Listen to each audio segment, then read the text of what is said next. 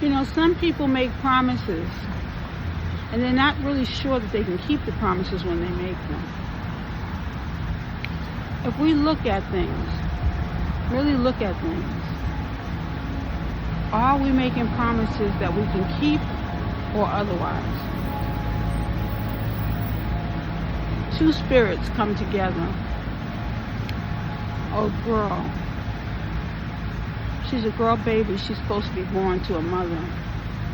But the mother has to have an abortion because she was in college and she wasn't in her right state of mind, so she is trying to explain the story to her parents. Her parents see no future with her having a child. So early, she could barely take care of herself. How is she going to be able to take care of a child? So she ends up having an abortion. That child is promised to the earth because the earth has to have somewhat what we might call a savior. You know, God sends different people, different spirits to our earth to perhaps make change, perhaps make things better. After all, Obama was a baby before he became one of our presidents, right? So let's look at this. A couple is pregnant and they're supposed to have twins.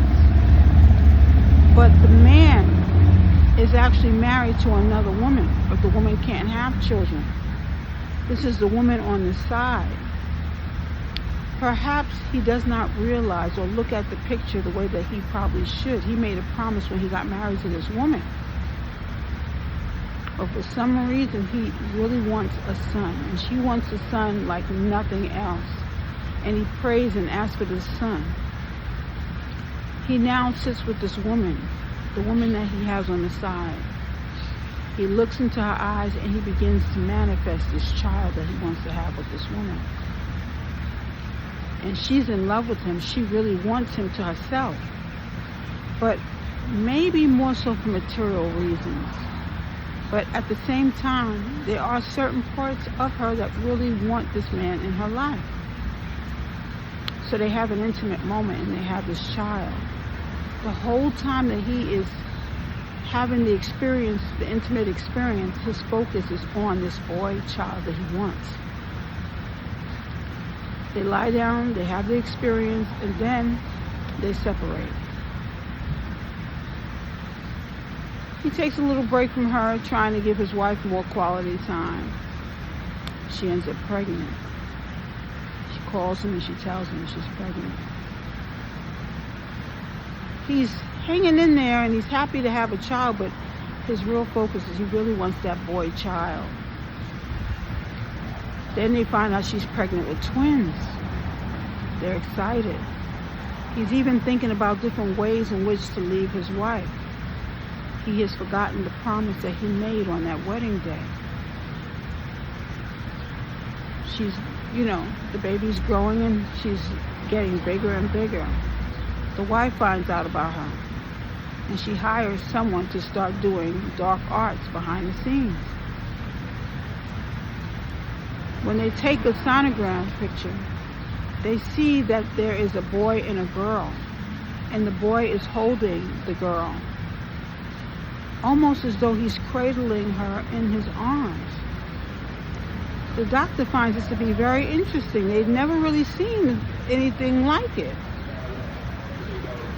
Right before she used to have the child, the boy is pronounced dead, and she only has, or unalive, excuse me.